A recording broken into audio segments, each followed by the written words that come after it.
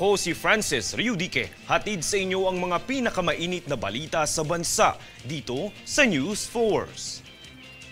Sa ulo ng mga balita, OFW na binitay sa Saudi Arabia.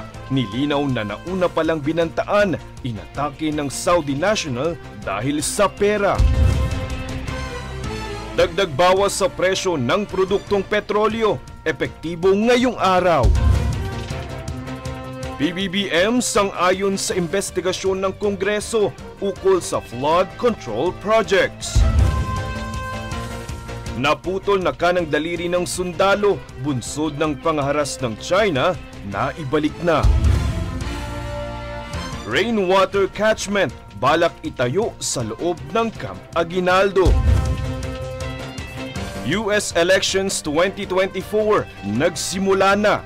8 PhilAm, kumandidato. Patas at pantay na balita, komprehensibong ulat para sa pulso ng masa. Ito ang News Force. Nilinaw ng Department of Foreign Affairs o DFA ang kanilang naunang ulat ukol sa Pinoy na binitay sa Saudi Arabia. Paglilinaw at napag-alaman umano ng DFA na nauna palang nagbanta, umatake at nanakit ang Saudi national sa Pinoy, kung saan sinasabing dinepensahan lamang ng Pinoy ang kanyang sarili kaya niya nagawa ang pagpaslang sa Saudi national. Matatandang binitay ang Pinoy matapos patayin ang naturang Saudi national dahil sa alitan umano sa pera. Sa ngayon, hindi pa rin may uuwi ang mga labi ng Pinoy na binitay alinsunod sa umiiral na batas sa Saudi Arabia.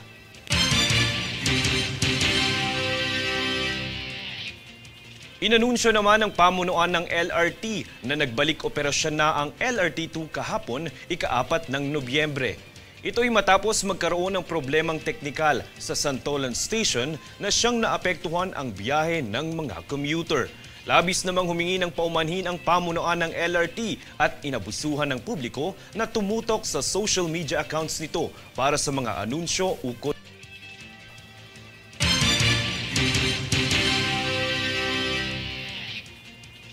Samantala, may panibago pong paggalaw sa presyo ng mga produktong petrolyo ngayong araw, November 5. May rollback po na 10 centavos sa kada litro ng gasolina, samantala dagdag singil naman na 50 centavos sa kada litro ng diesel. Sa kada litro naman ng kerosene ay bahagyang tumaas din dahil 75 centavos ang itinaas ng presyo nito. Samantala, inihahanda na po ng Philippine Ports Authority o PPA ang lahat ng mga pantalan sa pagtama ng Bagyong Marce upang masiguro ang seguridad sa mga pasilidad at kaligtasan ng mga biyahero nito. Yan ang balitang hatid ni Danizo Lopez. Ipinag-utos na ng Philippine Ports Authority o PPA sa mga Port Management Office ang pagpapatupad ng Standard Operating Procedures bilang paghahanda sa anumang magiging epekto ng Bagyong Marce sa bansa. Anya, ito'y ipinatutupad sa tuwing mayroong inaasahang kalamidad na tatama sa bansa upang masiguro ang kaligtasan at seguridad ng publiko. Ibinahagi naman ng PPA na balik sa normal na operasyon na ang mga pantalan na tila naapektuhan ng nagdaang Bagyong Christine. Patuloy pa rin naman ang pagsasaayos sa pasilidad, solar-powered lamps at cyclone war ng ilang mga pantala na nasira ng bagyo. Titiyakin din ng PPA ang sapat na tulong para sa mga pasaherong maaaring ma-stranded sakaling hindi makabiyahe ang mga barko dahil sa sama ng panahon. Kabilang narito ang muling pamamahagi ng libreng pagkain at relief food pack, katuwang ang mga lokal na pamahalaan at Department of Social Welfare and Development o DSWD. Danizo Lopez, nag-uulat para sa One Media Network.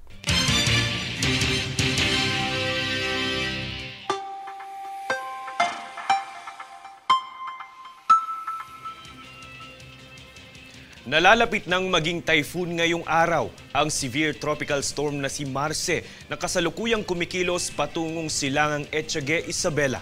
Posible rin umanong maglandfall si Marces sa Babuyan Islands o sa hilagang mainland Cagayan sa Huwebes ng gabi o Biyernes ng madaling araw. Sa kasalukuyan, nakataas ang Tropical Cyclone Wind Signal number 1 sa ilang bahagi ng Luzon, partikular na sa Batanes, Cagayan, Babuyan Islands, Hilaga at Silangang Isabela, Hilagang Apayao at Ilocos Norte.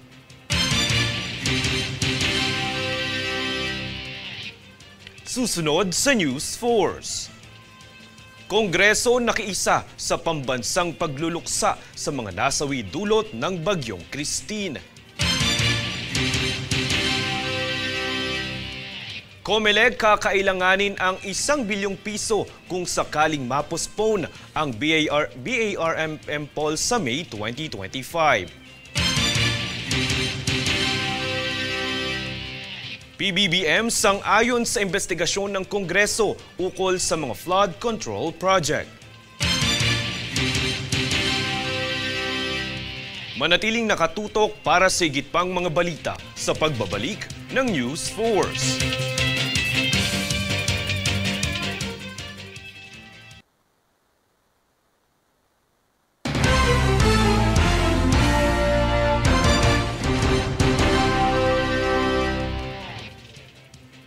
Sang-ayon si Pangulong Ferdinand Marcos Jr. sa planong imbestigahan ng Kongreso ang flood control projects ng pamahalaan.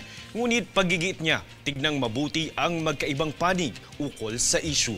Para sa buong detalye, narito ang ulat. Walang problema si Pangulong Ferdinand Marcos Jr. sa plano ng Kongreso na imbestigahan ang flood control projects ng administrasyon. Ito ang pahayag ng Pangulo sa isang ambush interview sa kanyang pagbisita sa mga nasalanta ng nakaraang bagyo sa Talisay, Batangas. Ngunit pagigit ng Pangulo, huwag umano maging one-sided ang titig ng anggulo ng investigasyon. Aniya ang nangyaring lakas ng pananalasan ng Bagyong Christine ay hindi pa nangyayari sa nakaraan. Mayroon naman umanong mga flood control projects pero depensa ng Pangulo na overwhelm ang mga proyekto sa dami ng ulan na tubig na hatid ng Bagyong Christine. Sa madaling salita, hindi umano kinaya ng mga naturang proyekto ang pag-ulan ng nasabing bagyo. Panawagan pa ni Marcos, dapat na hindi lamang pagtuunan ng pansin ang budget kung hindi ang siyensya dahil malaking factor umano ang climate change. Tiniyak ni Marcos na patuloy nitong paigtingin ang flood control measures ng pamahalaan. Kaya naman inatasan niya ang mga kaukulang ahensya ng gobyerno na pag-aralang muli ang flood control master plan. Francis Riudique, nag-uulat para sa One Media Network. Kaugnay na balita, pinangunahan ng Pangulo kasama ang kalihim ng Department of Social Welfare and Development o DSWD ang pamamahagi ng tulong pinansyal sa mga naapektuhan ng Bagyong Christine. Makibalita tayo kay Daniza Lopez. Para sa mga naapektuhan ng nagdaang Bagyong Christine sa lalawigan ng Batangas ay personal na inabot ni Pangulong Ferdinand Bongbong Marcos Jr. at Department of Social Welfare and Development o DSWD, Secretary Rex Gatchalian ang tulong pinansyal sa higit 4,000 benepisyaryo ng Ayuda sa Kapos ang Kita Program o AKAP. Ito'y kinabibilangan ng mga mangingisda at magsasaka, maging ang mga pamilya nito na nakatanggap ng 10,000 piso. Ipinabot din ni Marcos ang kanyang pakikiramay sa mga pamilya na nawalan ng kaanak dahil sa bagyo, kaya't itinalaga rin nito ang ika-4 ng Nobyembre bilang National Day of Mourning sa ilalim ng proklamasyon bilang 728. Handog din ng Office of the President ang 10 milyong piso para sa mga lokal na pamahalaan ng Talisay, Agoncillo, Lemery, Cuenca, Balete at Laurel. Nanawagan naman ng Pangulo sa mga ahensya ng gobyerno na palakasin ang pagpapatupad ng disaster management sa bansa nang sa gayon ay walang Pilipino ang nasasawi sa tuwing oras ng kalamidad. Daniza Lopez, nag-uulat para sa One Media Network.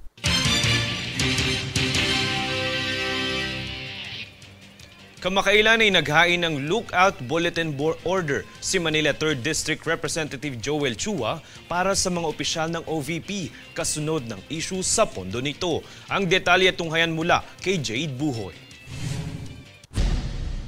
Kamakailang humiling si House Committee on Good Government Chairperson Joel Chua sa Department of Justice o DOJ na maglabas ng Immigration Lookout Bulletin Order laban sa ilang opisyal ng Office of the Vice President o OVP. Ang purpose po ng Lookout Bulletin is para ipacheck, baka mamaya may mga outstanding warrant sila, and at the same time, yung itinerary ay mamonitor kung sakasakali man may mga lalabas ng ating bansa.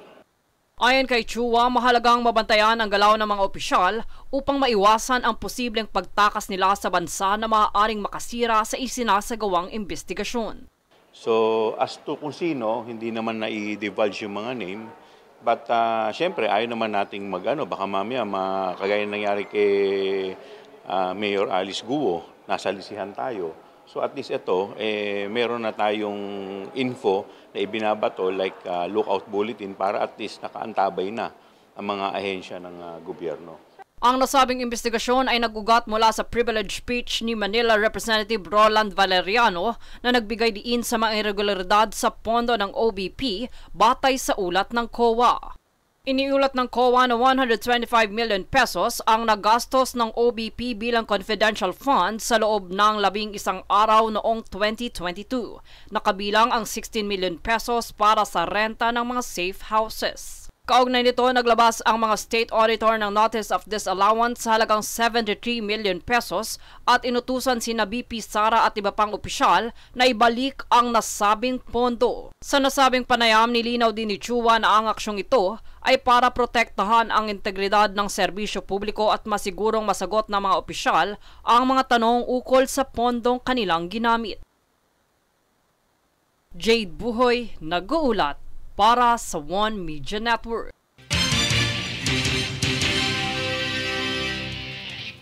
Sa muling pagbubukas ng Kamara, inihayag ni Speaker Ferdinand Martin Romualdez ang pagpapatuloy ng investigasyon sa war on drugs at extrajudicial killings sa panahon ni dating Pangulong Duterte. Pagtitiyak niya, wala silang pinapanigang kampo kung di nakabase lamang sila sa resulta ng bawat pagdinig. Para sa buong detalye, tunghayan si Jade Buhoy.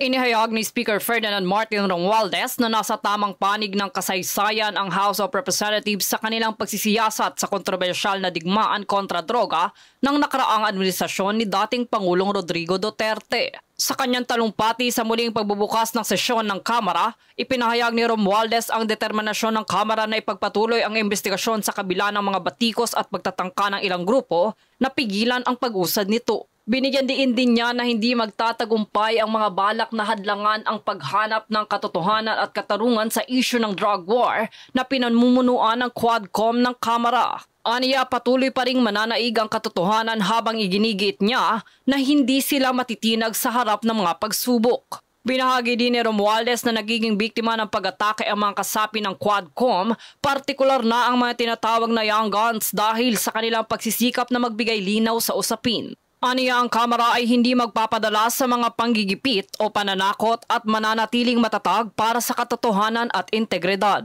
Sa kanyang pahayag, binigyan din niya na ang kanilang investigasyon ay hindi para sa sariling interes, kundi para sa isang makatarungan at mas matatag na bansa. Dito hinimok din niya ang mga kasamahan sa Kamara na maging mas matapang at makiisa sa paghahanap ng hustisya at katotohanan. Pagbabahagi niya na ang pagsusumikap ng Quad Committee ay simbolo ng kanilang pangakong ipaglaban ang transparency at accountability sa pamahalaan.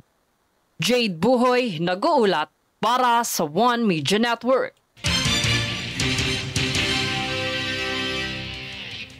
Ang buong bansa ay nagtipon sa ilalim ng Proclamation No. 728 na idineklara ni Pangulong Ferdinand R. Marcos Jr. upang gunidain ang mahigit 100 nasawi sa pananalasa ng Severe Tropical Storm Christine nitong November 4. Kasabay ng pambansang pagluluksa, ipinahayag ng mga mambabatas ang kanilang pakikiramay sa mga pamilyang nawalan ng mga mahal sa buhay at nanawagan ng pagkakaisa upang magbigay ng suporta at pag-asa sa mga naapektuhan. Sa muling pagbabalik ng regular na sesyon ng Kongreso, kinilala ang mga nagpakita ng malasakit at sakripisyo upang tugunan ang pangangailangan ng mga nasalanta ng bagyo na patunay ng kanilang dedikasyon sa paglilingkod sa bayan.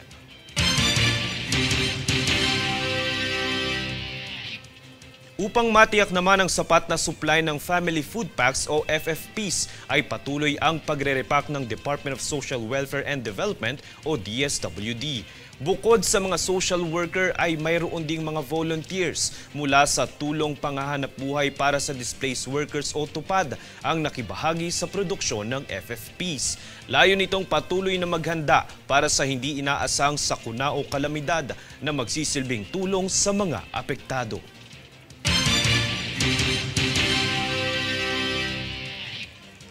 Samantala, aabuti ng 1 bilyong pisong halaga ang pondong kakailanganin ng COMELEC sakaling ma-postpone ang halalang Bangsamoro sa May 2025. Ayon kay COMELEC Chairperson George Erwin Garcia, ang halagang ito ay para lamang sa manual polls na posible pang tumaas hanggang 3 bilyong piso kung automated naman ang botohan. Sa kasalukuyan, umaarangkada na ang paghain ng kandidatura ng mga kandidato para sa unang parliamentary polls ng rehiyon na iiral hanggang ngayong weekend.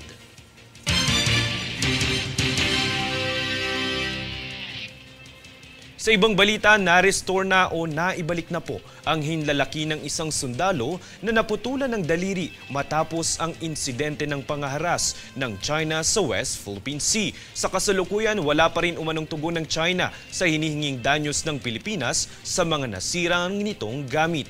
Para sa buong detalye, narito ang ulat. Balik na sa duty si Navy Seaman First Class Jeffrey Facundo. Ito ay matapos na matagumpay na surgery operation sa kanyang hinlalaki na naputol dahil sa insidente ng pangaharas ng China sa Ayungin Shoal noong Hunyo. Ayon kay AFP Chief Romeo Bronner Jr., normal na ang kondisyon ng daliri ng naturang sundalo dahil sa operasyon ng mga doktor ng AFP na free of charge. Isa lamang si Facundo sa mga sundalong nasaktan sa engkwentro sa pagitan ng mga barko ng China at Pilipinas.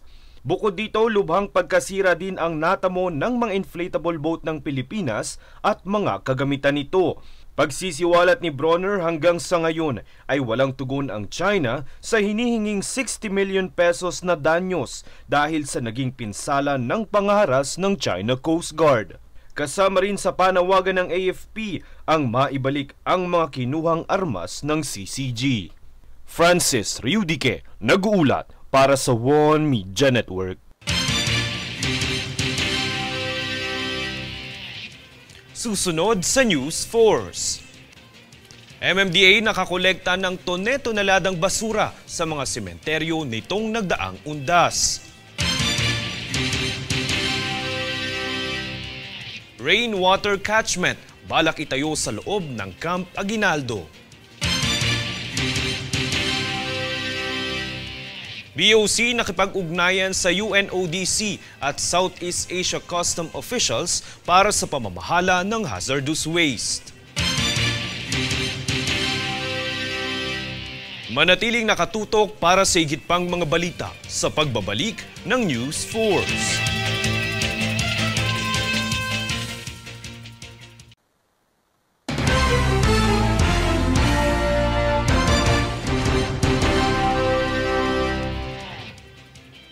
Pinag-usapan na ni MMDA Chair Attorney Romando Artes at AFP Chief General Romeo Bronner Jr. ang mga plano ng MMDA hinggil sa paglalagay ng rainwater catchment sa loob ng Camp Aguinaldo. Tunghayan ang ulat ni Princess Castro. Alinsunod sa planong paglalagay ng mga rainwater catchment sa loob ng Camp Aguinaldo, nag-courtesy call kamakailan si Metropolitan Manila Development Authority o MMDA Chairman Attorney Romando Don Artes sa tanggapan ni Armed Forces of the Philippines Chief of Staff General Romeo Bronner Jr. Sa pulong na pag-usapan ang plano ni Attorney Artes na paglalagay ng rainwater catchment sa kampo para ma-redirect ang baha sa EDSA at sa Boni Serrano at tumungo sa naturang catchment system. Ito ay bunsod ng mga naranasang pagbaha sa kahabaan ng EDSA at Boni Serrano tuwing tag-ulan. Sa naganap na pagbisita kasama ni Artes na dumalo si MMDA General Manager Undersecretary Procopio Lipana at MMDA Public Safety Division Director Attorney Chris Santos Saruca Jr. Jr. Ito ay naganap sa AFP headquarters sa Camp Aguinaldo. Samantala, sa tulong ng rainwater catchment na ito ay maaaring ma-recycle o magamit muli ang tubig ulan sa panahon ng tag-init na maaaring maging pandilig ng mga halaman at maging water source sa oras ng sakuna. Princess Castro nag-uulat para sa One Media Network.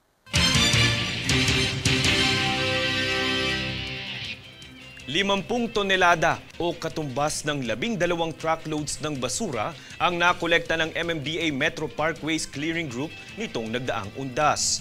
Ang datos ay mula nitong ika-26 ng Oktubre hanggang ika-4 ng Nobyembre mula sa iba't ibang sementeryo sa Metro Manila. Ang paglilinis na ito ay sa ilalim ng Oplan Undas ng ahensya para matiyak ang kaligtasan at kaayusan sa mga sementeryo sa Kalakhang, Maynila.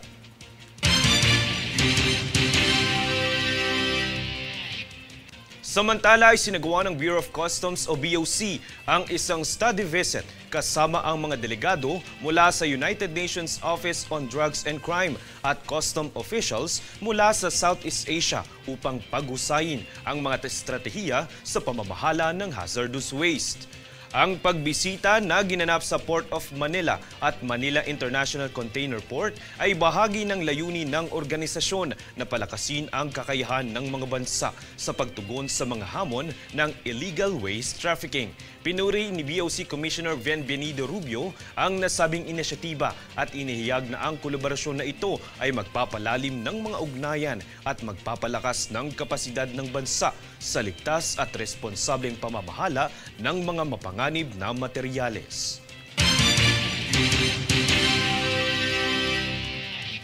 Opisyal na pong inilunsad ng MMDA ang Road to Zero Waste Summit ngayong araw sa lungsod ng Pasig. Princess Castro para sa detalye. Sa pagbubukas ng Road to Zero Waste Summit ngayong ika-5 ng Nobyembre, tinalakay ang mga programa na siyang susolusyon sa mga problema sa basura sa Metro Manila sa pamamagitan ng praktikal at sustainable na pamamaraan. Ayon kay MMDA Chair Attorney Romando Artes, ang pakikipagtulungan ng mga pribadong sektor sa pamahalaan ay makatutulong upang mapabilis at epektibong mapamahalaan ang pagpapanatili ng kaayusan sa kapaligiran. Layo ng summit na ito na makapagtatag ng closed-loop system ng solid waste management para sa aspetong ekonomiya, pinansyal at kalikasan. Upang matiyak naman ang pagkakaroon ng sistematiko, komprehensibo at ekologikal na pamamahala ng solid waste, ay isinaalang-alang din ang pagpapataas ng kamalayan ng publiko patungkol sa pamamahala ng basura. Bukod sa diskusyon, ay nagkaroon din ng exhibit ng mga recycled materials mula sa mga solid waste ang mga kasosyong delegado.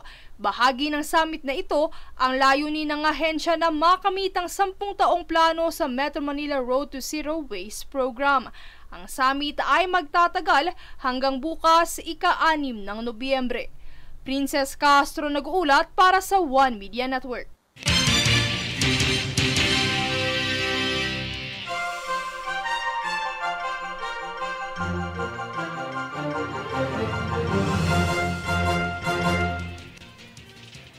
Nagsimula na po ngayong araw ang United States Elections 2024 sa Amerika. Ayon kay Philippine Ambassador to United States Jose Manuel Romualdez, dikit ang laban ni US Vice President Kamala Harris at former President Donald Trump sa puso ng mga Pinoy at PhilAm sa Amerika. Samantala, 8 may dugong Pinoy naman ang kumandidato sa naturang eleksyon na karamihan ay para sa mga lokal na posisyon. At narito ang recap ng mga nagbabagang balita ngayon. Sa ulo ng mga balita, OFW na binitay sa Saudi Arabia, nilinaw na nauna palang binantaan, inatake ng Saudi national dahil sa pera.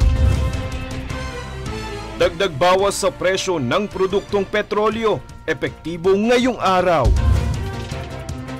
PBBM sang-ayon sa investigasyon ng Kongreso ukol sa flood control projects.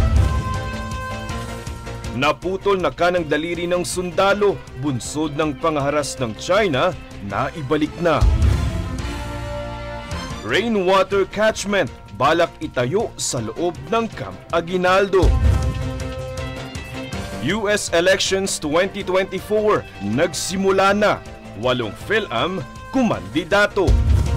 Patas at pantay na balita, komprehensibong ulat para sa pulso ng masa. Ito ang News Force. At yan ang pinakamainit na mga balita ngayong araw. Manatiling nakatutok sa aming mga ulat at updates sa aming Facebook page, facebook.com/OneMediaNetwork. Ako si Francis Riudique at ito ang News Force.